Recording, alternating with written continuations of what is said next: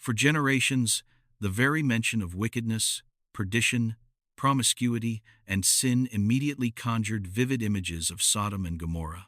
These names became synonymous with humanity's darkest impulses, ingrained in our collective consciousness through countless stories and cultural references.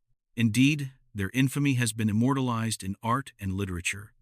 Perverse films have been dedicated to their supposed depravities, and even the notorious Marquis de Sade penned a novel steeped in the dark world of Sodom.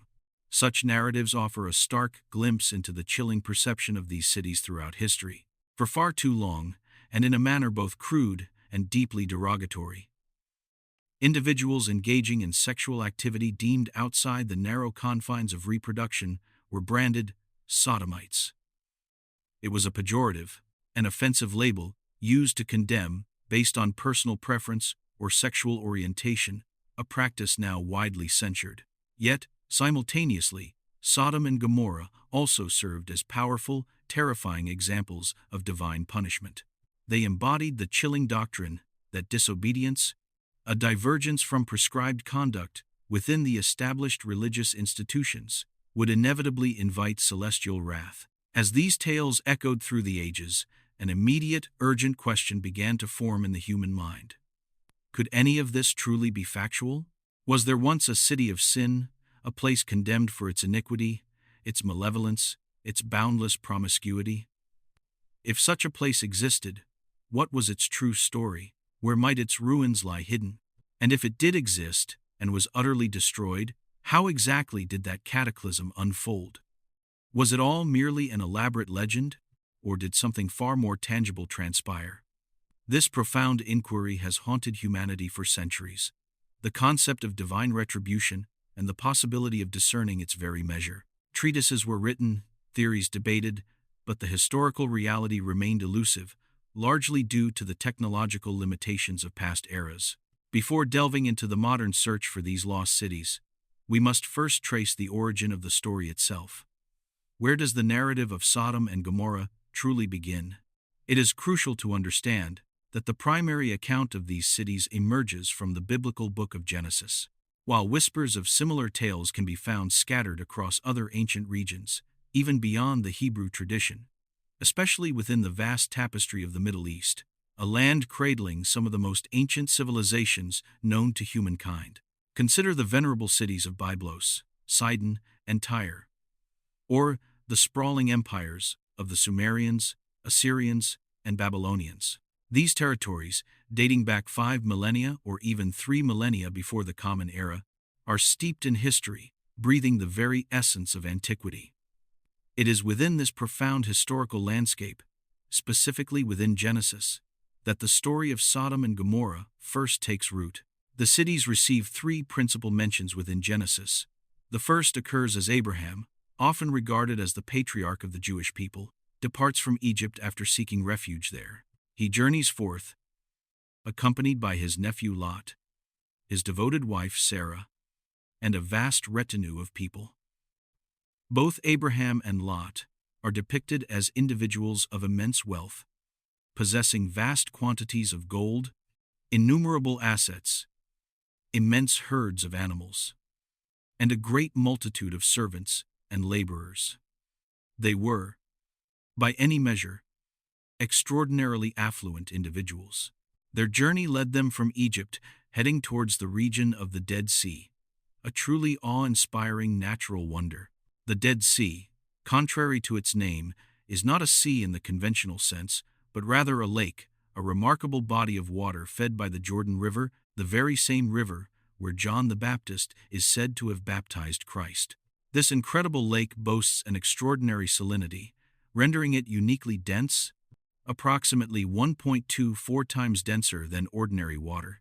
Should one venture into its waters, one does not merely float. A slight submersion occurs, but complete sinking is impossible, as the remarkable density ensures buoyancy, keeping a body effortlessly afloat upon its surface.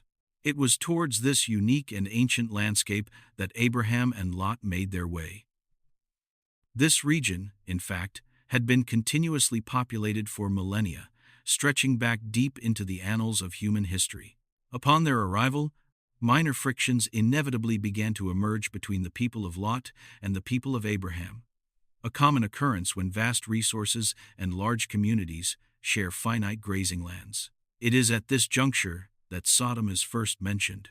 Lot, seeking to avoid further conflict, makes the momentous decision to separate from his uncle. He gathers his workers, his daughters, his wife, his entire entourage, along with all his immense flocks and possessions, and sets his course towards Sodom. Meanwhile, Abraham, ever the patriarch, moves towards the hills of Mount Hebron to a place known as Mamre. From this elevated vantage point, he could survey the entire expanse of the Dead Sea region below, observing the plains of the Dead Sea, the plain of the 5 cities, or the cities of the plain of the Dead Sea, referred to in the biblical text as the Valley of Siddim. The narrative reveals that Lot chose to settle in this area, and for the very first time, Sodom is explicitly described as a perverse place, a land of profound wickedness. Yet, Lot and his retinue are received with apparent welcome. Naturally, his arrival, with a large following, immense herds, and evident wealth, would have made him a desirable addition to any community. This initial mention, however, offers no specific details about Sodom's exact location, nor does it describe its appearance or specific characteristics. The sole detail emphasized is the pervasive wickedness of its inhabitants. A second mention of Sodom appears slightly later in the biblical text. The book of Genesis recounts how several regional kings, also from the vicinity of the Dead Sea, rebelled against the king of Sodom. They launch an attack, utterly devastating the city. They seize all they can: flocks, wealth, provisions, everything of value. Among their captives are Lot, his wife, his animals, his servants, his daughters, and indeed, his entire household. Abraham, learning of his nephew's capture, swiftly assembles his own forces, forming an army.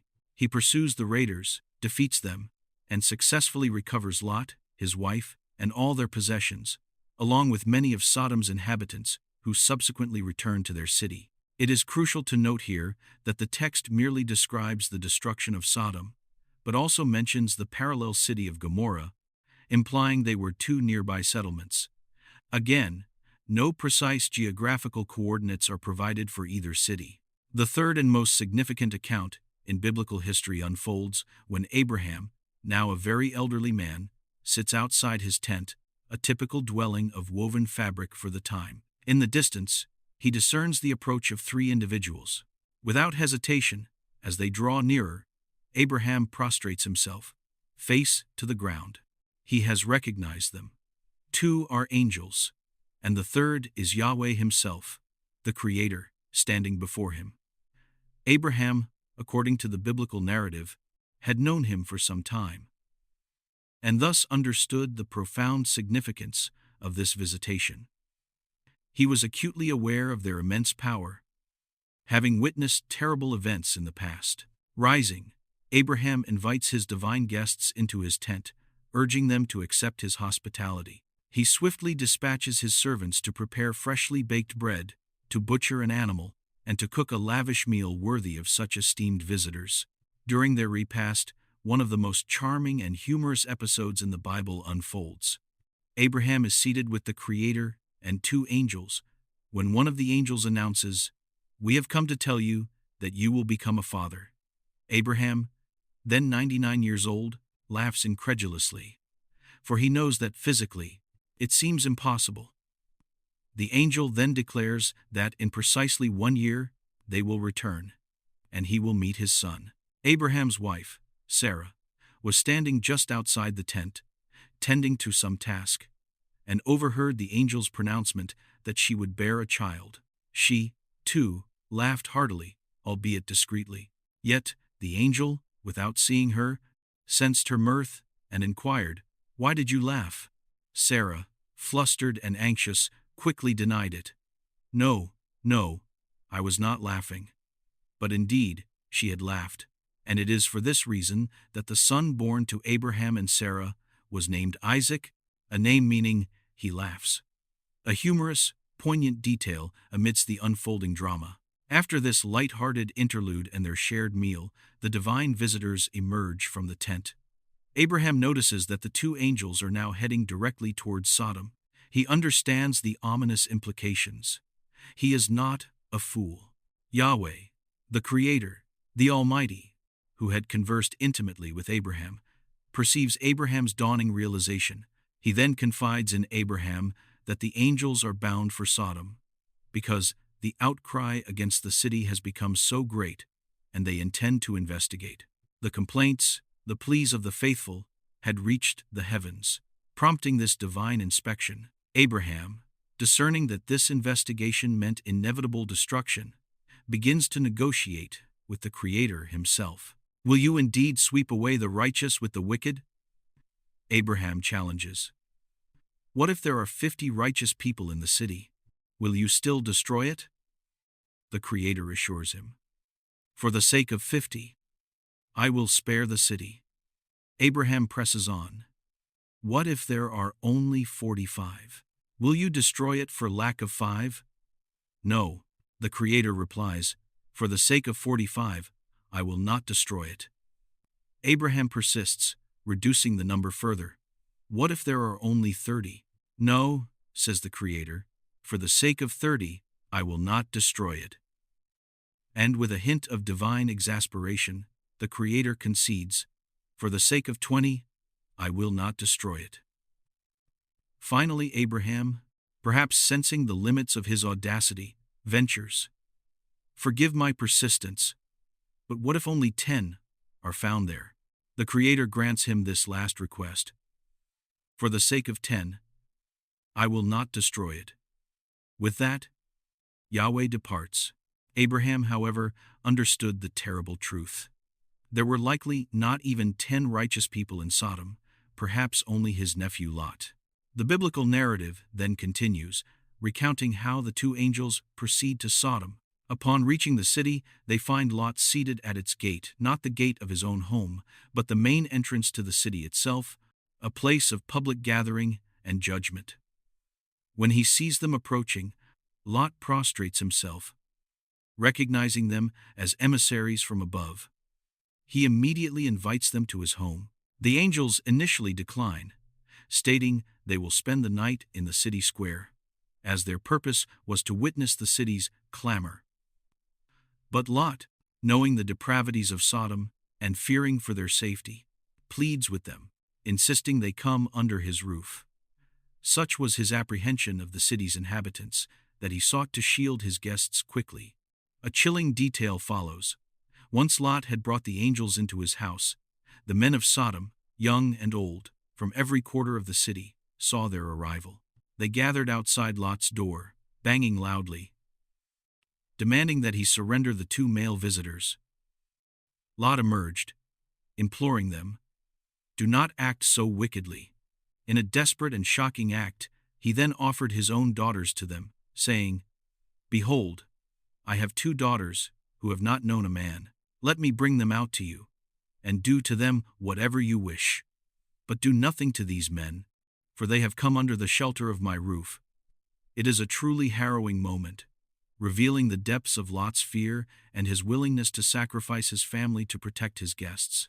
But the enraged mob scorned him, shouting, "You are a foreigner! How dare you judge us?" They surged forward, intent on breaking down the door. It was then that the two angels inside, acting decisively, emitted a blinding light so powerful that every man outside was struck blind. Immediately after, the angels turned to Lot, urging him to flee. They commanded him to gather anyone he wished to save his future sons-in-law, his daughters, his wife, and escape with the first rays of dawn. Lot tried to warn his prospective sons-in-law, but they dismissed his words as a joke. Thus, only his wife and his 2 daughters heeded his call. At sunrise, the angels hastened them out of the city, directing them towards the mountains. Every detail, however seemingly minor, is crucial. They were told to go to the mountains, implying these peaks were within close reach. But Lot, weary and old, pleaded, "Please, not the mountains. I am too old. I will surely die there." Since you have saved my life from the destruction of the city, let me at least save my life. Allow me to flee to a small city nearby, called Zoar, though at that time it was known as Bela. The angels conceded, agreeing to spare Zoar so he could find refuge there. Lot, his daughters, and his wife began their arduous journey toward Zoar. Suddenly, an awful, earth-shattering noise erupted, the sound of cataclysmic destruction. The angels had been emphatic. Do not look back, no matter what you hear. But the deafening roar, the sheer scale of the devastation, proved too much for Lot's wife, Idit. She could not resist the urge.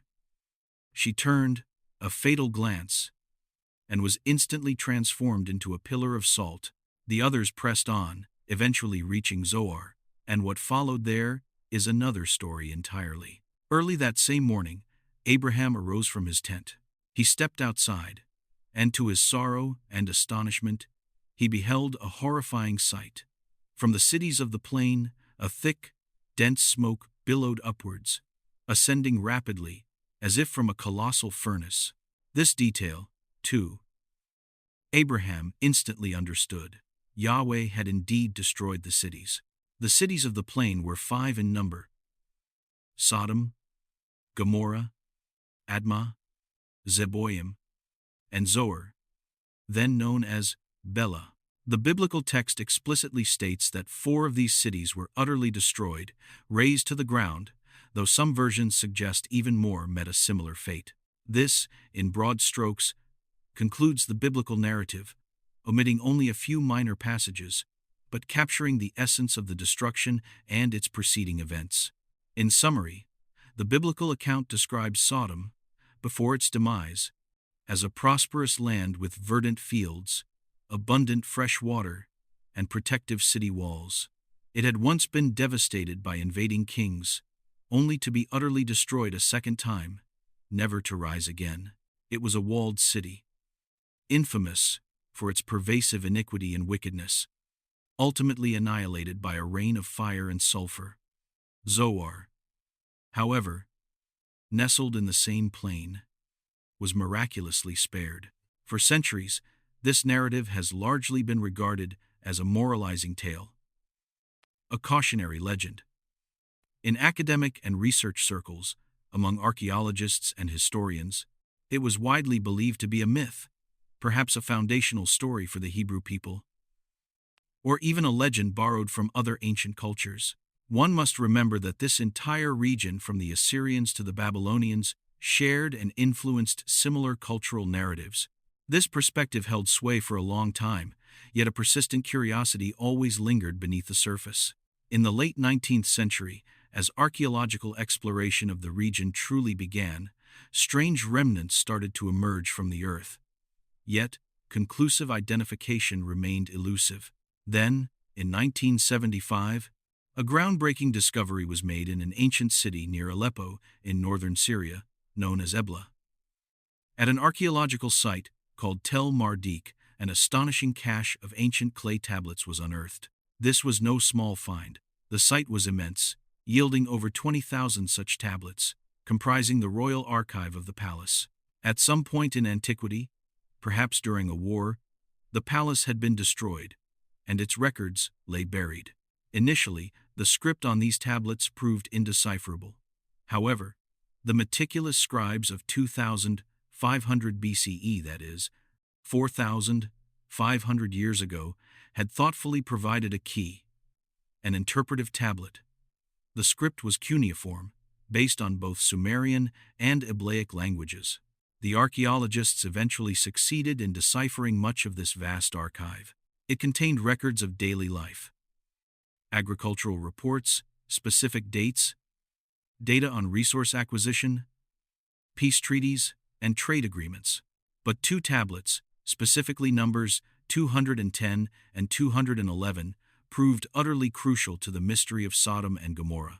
These tablets were essentially a list of cities frequented by ancient merchants.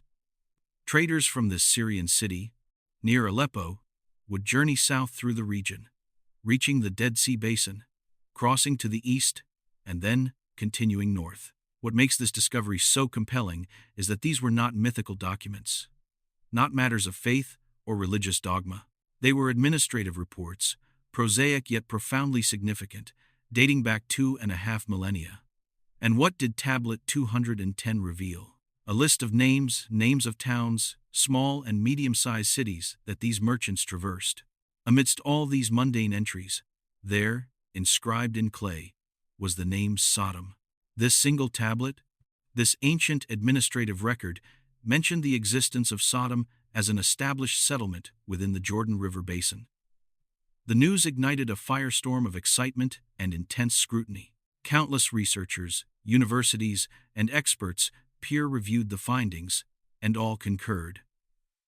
Embedded within these ancient hieroglyphs and writings was the name of the Bible's mythical city. Sodom was not a myth. Furthermore, a basic calculation comparing biblical eras with the tablet's creation date revealed a striking coincidence.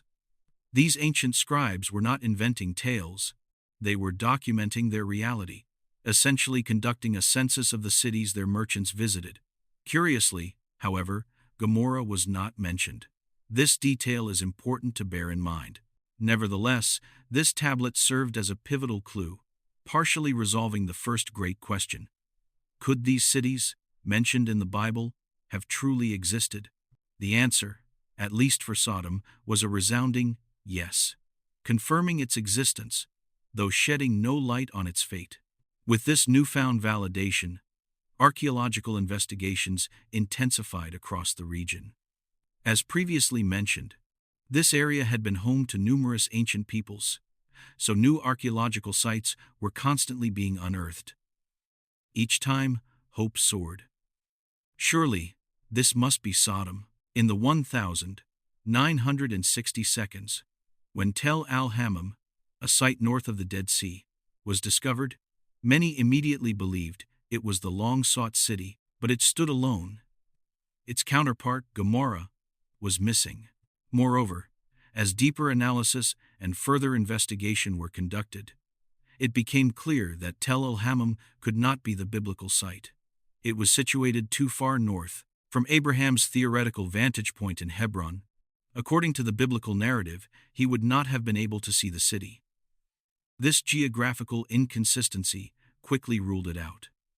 Additionally, 2 or 3 other details simply did not align. The chronology was off. Some of the findings at Tel al-Hammam were too recent, showing at least a 500-year discrepancy with the biblical timeline.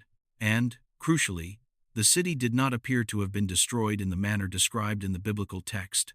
Although some researchers claimed otherwise, certain stratigraphic layers indicated continued occupation even after significant destruction. The site was ultimately dismissed, leading to widespread disappointment. Even with the ed-Dhra tablets confirming Sodom's existence, finding physical evidence of its catastrophic end remained an elusive goal.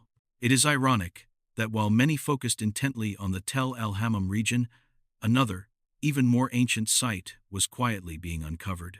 Also, in the 1960 seconds, in the central part of the Dead Sea, between its northern and southern basins, an archaeological deposit was found. However, by the time deeper studies could be conducted, the site, believed to be Safi, had been destroyed by subsequent construction. But shortly thereafter, another site emerged, Bab ed-Dhra. This was a large, truly impressive city, and as excavations progressed, several intriguing details came to light. The biblical text states that Lot was sitting at the city gate.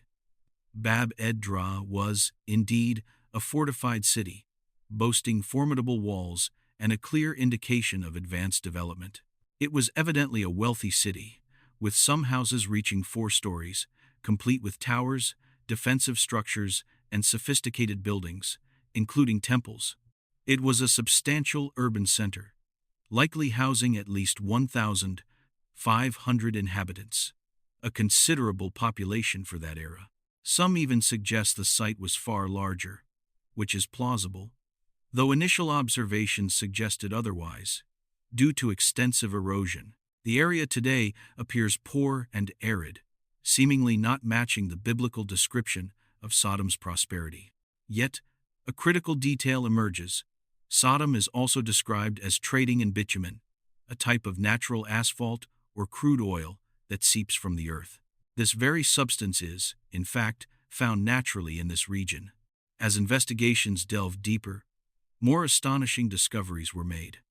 This ancient city, ed-Dhra, was found to have been destroyed not once, but twice. Archaeologists identified a primary destruction event, followed by a second, cataclysmic annihilation less than a century later, from which the city never recovered. The stratigraphic layers, the distinct levels of occupation and destruction, provided clear evidence. The initial destruction caused damage to structures, including the city walls, which were subsequently repaired. A new gate was opened in the same wall, and debris from the first calamity was used as a foundation for new construction. But then came the second destruction, an event so absolute that the city was abandoned forever. Much more research was needed. Further corroborating evidence came from the city's unique cemeteries. The people of ed-Dhra had distinctive burial practices, constructing small, elaborate buildings to house their dead. These structures were sizable chambers, with roofs made of mud, adobe bricks, and timber, supported by brick and adobe walls, a sophisticated architectural style. The lingering question remained: how could archaeologists discern if the city's destruction was an act of divine intervention or simply a consequence of war? The answer, surprisingly, lay within the cemeteries. These sacred burial grounds had been destroyed with the same intensity as the city itself. What logical military purpose could there be in deliberately demolishing a collection of tombs? This suggested an assault far beyond conventional warfare. Then, another site was discovered, Numeira, situated a mere 13 kilometers from ed-Dhra. Numeira suffered a similar fate, though perhaps not as dramatically. Here, archaeologists found no remnants of everyday items, like food or simple household goods, suggesting the inhabitants had time to flee or were simply not present. This also indicated that the settlement had been occupied for only a brief period. Numeira's archaeological record suggests it existed for no more than 100 years, briefly inhabited and then never reoccupied. This detail could explain why Gomorrah does not appear on the Ebla tablets alongside Sodom. Perhaps Numeira, or the city later identified as Gomorrah, simply did not exist during the period those tablets were inscribed. The investigation pressed on, seeking to unravel the true nature of what destroyed these cities. The findings were truly astonishing. The roofs of the cemetery structures, for instance, revealed crucial information. They had not collapsed in a conventional manner. They had incinerated, burning from the outside inward, then collapsing into the structures, completing the conflagration within. This suggested something had fallen upon them, igniting them from above. More evidence emerged. In some excavations, complete bunches of grapes were found trapped beneath layers of ash and rubble. This was direct proof of the region's agricultural prosperity, aligning perfectly with the biblical description of Sodom as a land of lush, fruitful fields. The suddenness of the destruction was also evident in these finds. The unharvested food indicated no time for escape or preparation. Furthermore, remnants showed signs of incredible heat. The adobe bricks used in construction were reddened, baked as if subjected to an immense blowtorch. Vitrification, a process where material turns into a glassy substance due to extreme heat, was also observed in some areas. Severely damaged human remains were discovered at ed-Dhra, while at Numeira, remains were more complete, clearly displaying the intense effects of fire. Crucially, both ed-Dhra and Numeira were located on plains, and from the hills of Hebron, where Abraham was situated at Mamre, both cities would have been clearly visible. The geographical alignment was perfect, lending strong credence to the theory that these two sites could indeed be Sodom and Gomorrah.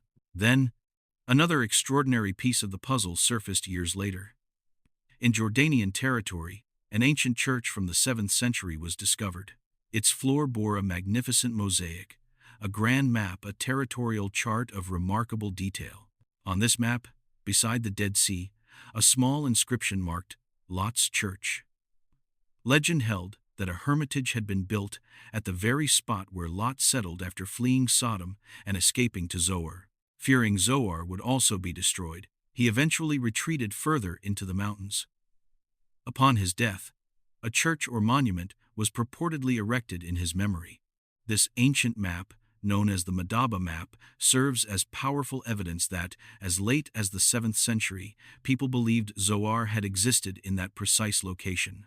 Other ancient texts also refer to Zoar, tying all the threads together in a way that truly astonishes. The evidence painted a picture of incredibly violent, swift destruction. Cities located in a visible plain, fortified by walls, and undergoing a double destruction, all consistent with the biblical account. It is, to say the least, a terrifying convergence of data. The next pivotal question was, what could have caused such a catastrophic event? The initial thought was volcanic activity. However, geophysical and geological studies of the region conclusively demonstrate that the last volcanic eruptions occurred millennia before Abraham's time. Historically, volcanoes played no part in this destruction. Some theorized about distant volcanoes like Santorini or Vesuvius, but the patterns of damage simply did not match. For instance, what occurred at Pompeii. The nature of the destruction here was fundamentally different. Another hypothesis proposed a Tunguska-like event. Do you recall Tunguska, that famed 1908 explosion in Siberia that flattened 80 million trees, yet left no crater? It is believed an asteroid entered the atmosphere and exploded several kilometers above the surface, causing unprecedented devastation. Tunguska was a powerful example of how a celestial event could unleash total destruction. However, the fact that Zoar, situated within the same region, was spared explicitly protected, suggests a selective destruction. So, no, it was not a random, brute force impact from the sky that indiscriminately leveled everything. Zoar, one of the 5 cities of the plain, remained intact. Then came the earthquake theory. The Dead Sea region, particularly its central section, lies directly on a major geological fault line. It is a seismically active area. Perhaps an earthquake caused ground displacement, creating immense pressure that forced gases, sulfur, and bitumen to the surface. This volatile mixture, ignited by human activity or perhaps by fires started during the earthquake itself, could have triggered a cataclysm. This sounded plausible, logical. But such an event would primarily occur at ground level. Asphalt would have seeped out and ignited alongside the gases, creating a tremendous conflagration from below. Yet, the damage observed in the fields and cemeteries of ed-Dhra, as well as in the structures of Numaira, clearly indicates an impact from above, striking downwards. This made the mystery even more profound. The situation remains complex, and to this day, no single, clear, scientific record definitively explains what destroyed these cities. Yet, when the biblical history is meticulously reviewed alongside the archaeological data, many conclude that ed-Dhra and Numaira correspond precisely to Sodom and Gomorrah. Unfortunately, the other 2 cities of the plain, Admah and Zeboim, have not yet been definitively located. It is possible their remains are lost, perhaps submerged beneath the ever-changing waters of the Dead Sea, or erased by millennia of human activity. Nevertheless, several key questions now find at least theoretical answers. First, the Ebla tablets accredited the existence of a place called Sodom. Second, archaeological sites like ed-Dhra and Numaira appear to corroborate the biblical story, located in an area visible from Hebron, where a witness, Abraham, would have observed the destruction. This also aligns with the description of a rain of fire and a divine punishment. The final puzzle piece remains. What times exactly was it? In the absence of more conclusive demonstrations, speculation abounds. Zechariah Sitchin, famous for his interpretations of Sumerian texts, posited that Sodom and Gomorrah were destroyed by extraterrestrials, a truly wild theory involving some form of ed-Dhra. Other hypotheses lean towards an unequivocal act of divine destruction. Still others suggest a plasma strike, or even, more radically, analysts of ancient advanced civilizations ponder whether it could have been an ancient weapon, a rediscovered technology that unleashed such total destruction. This last theory is fueled by the description of the smoke rising from the cities, which the Old Testament depicts not as the smoke from a cooking fire, but as a dense, pressurized plume emanating from a furnace, a tubular, almost atomic bomb-like explosion. For believers, of course, this would be a powerful testament to divine power. But the archaeological facts remain. For many, ed-Dhra and Numeira represent the physical locations of Sodom and Gomorrah. Zoar was situated very nearby, slightly farther from the Dead Sea, yet still in close proximity. Archaeological sites verify its existence, and ancient maps confirm its location. The weight of evidence points towards a profound historical reality. And finally, you might ask, what was the sin of Sodom? For centuries, it was widely believed that the grave sin committed by its inhabitants was a form of homosexuality. However, the true nature of their transgressions might have been far more complex. Consider the moment the men of Sodom demanded Lot's male guests. Lot had, in fact, committed a breach of custom by bringing unknown foreigners into a city that had recently. If you enjoyed this video, don't forget to give it a like, subscribe to the channel, leave your comment, and turn on the notification bell so you don't miss any future episodes. Your support helps us keep creating more content like this. See you in the next episode.